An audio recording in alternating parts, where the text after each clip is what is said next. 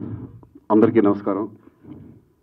కరెక్ట్గా 22 ఇయర్స్, అప్పుడే 22 ఇయర్స్ అయిపోయిందా అనిపిస్తుంది. ఎందుకంటే ఖడ్గం ఇప్పుడు చూసినా ఏదో ఫ్రెష్గా ఫీల్ అవుతూ ఉంటాం.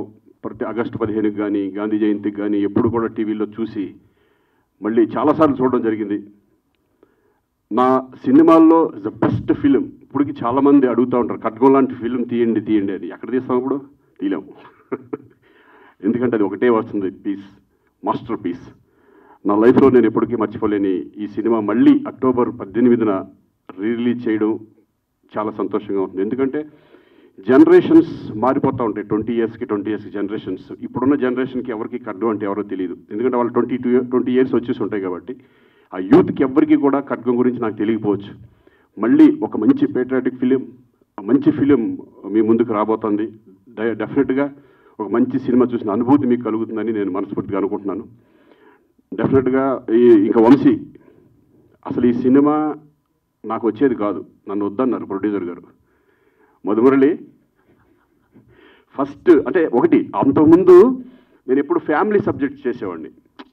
ఫ్యామిలీ సబ్జెక్ట్ చేస్తూ ఇంత పెద్ద దీంట్లో ఒక బ్యూటిఫుల్ మంచి ఎమోషనల్ క్యారెక్టర్ చేయడం అనేది ప్రొడ్యూసర్స్కి కూడా డెఫినెట్గా వంశీ ధైర్యం చేసి నాకు ఇచ్చాడు. కానీ అంతే కదా వంశీ, ఫస్ట్ వద్దన్నాడు కదా. శ్రీకాంత్ కాకుండా వేరే అయితే నేను సినిమా చేస్తానని చెప్పారు ఆయన. కానీ ఆయన అన్న దాంట్లో కూడా ఒక న్యాయం ఉంది. ఎందుకంటే అప్పటి వరకు నేను ఫ్యామిలీ సబ్జెక్ట్ చేశాను, భయపడ్డారు, ప్రొడ్యూసర్గా భయపడ్డాడు. కానీ వంశీ, నాకు శ్రీకాంత్ గురించి తెలుసు, ఆడేంటో తెలుసు, డెఫినెట్గా శ్రీకాంతే నాకు కావాలి అని పట్టుబట్టి మళ్ళీ ఈ క్యారెక్టర్ నాకు ఇవ్వడం నిజంగా నా లైఫ్లో నేను మర్చిపోలేను. వంశీ అలాగే మధుమురళి కూడా. మధుమురళి అన్నాడు కానీ తర్వాత మళ్ళీ ఎస్ నువ్వు అనుకుందంటే కరెక్టే చేసేయండి అని చెప్పారు ధైర్యంగా. ఆ ధైర్యం చేసి నాకు ఆ క్యారెక్టర్ ఇవ్వడం. అలాగే దాంట్లో రవితేజ, ప్రకాష్ రాజ్ వాళ్ళు విద్యగా రాలేదు, వాళ్ళు లేరు, ఊళ్ళో లేరు కాబట్టి రాలేకపోయారు, లేకపోతే వాళ్ళు వచ్చేవాళ్ళు. So thank you Vamsi. నాకు ఎందుకంటే వంశీ సినిమాలో ఆర్టిస్ట్ చేయడం అనేది ఒక నేను ఫిల్మ్ ఇన్స్టిట్యూట్ నుంచి వచ్చాను, కానీ ఈయన ఒక ఇన్స్టిట్యూట్, సపరేట్ ఇన్స్టిట్యూషన్. ఎందుకంటే వంశీ చెప్పే విధానం, ఆర్టిస్ట్కి ఇంజెక్ట్ చేసే విధానం ఎంత బాగుంటుందంటే ప్రతి పాయింట్, ఈచ్ పాయింట్ మన నరనరాల్లో దింపేస్తాడు. అటువంటి వంశీ ఆయన సినిమా చేసిన తర్వాత మనకి చాలా కాన్ఫిడెన్స్ వస్తుంది. వేరే సినిమాలు చేసినప్పుడు చాలా ఈజీ అనిపిస్తుంది. అట్లా 3 సినిమాలు ఆయన డైరెక్షన్లో చేయడం నేను. ఖడ్గం తర్వాత నా 100వ ఫిలిం, 100 మూవీ కావాలని వంశీ అయితే నాకు బాగుంటుంది నా 100వ సినిమా. కానీ మహాత్మా, అలాగే గోవిందుడు అందరి వాడేలో నాకు బ్యూటిఫుల్ మంచి క్యారెక్టర్ రామ్ చరణ్ సినిమాలో ఇవ్వడం. ఇలా చెప్పుకుంటూ పోతే ఈయన గురించి చాలా ఉంటాయి. ఎందుకంటే నాకు నచ్చిన డైరెక్టర్స్లో వంశీ ఒకళ్ళు. ఇప్పటికీ ఆయన ఇంకా ఉంది, ఆయన ఎన్నో మంచి సినిమాలు చేయాలని.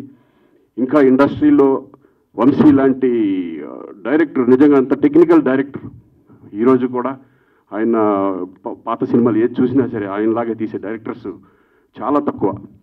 అటువంటి మళ్ళీ వంశీ ఇంకా మంచి సినిమాలు చేయాలి. అక్టోబర్ ఇప్పుడు ఈ 18న రిలీజ్ అవుతున్న సినిమా మీరందరూ చూసి ఎంజాయ్ చేస్తారని నేను అనుకుంటున్నాను. ఎందుకంటే నా లైఫ్లో బెస్ట్ సాంగ్ నువ్వే సాంగ్, అది ఎప్పటికీ మర్చిపోలేను.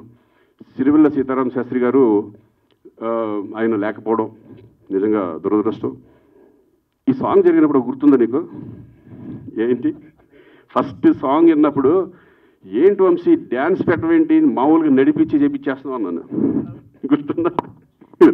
ఈ సాంగ్లో డ్యాన్స్ ఉండకూడదురా, ప్లీజ్రా డ్యాన్స్ లేదురా అన్నాడు. అలా ఒక సరదాగా నాకు కొంచెం షై ఉండేది. హీరోయిన్తో, సోనాలి బింద్రే తనతో చేసేటప్పుడు షై ఉండేది.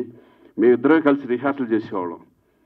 నువ్వు ఆగు, మేమిద్దరం చేస్తాం, ఫస్ట్ నన్ను టెన్షన్ పట్టద్దని చెప్పి. అలా అంటే తలుచుకుంటుంటే చాలా ఇన్సిడెంట్స్ ఇవన్నీ చాలా బాగుంటాయి.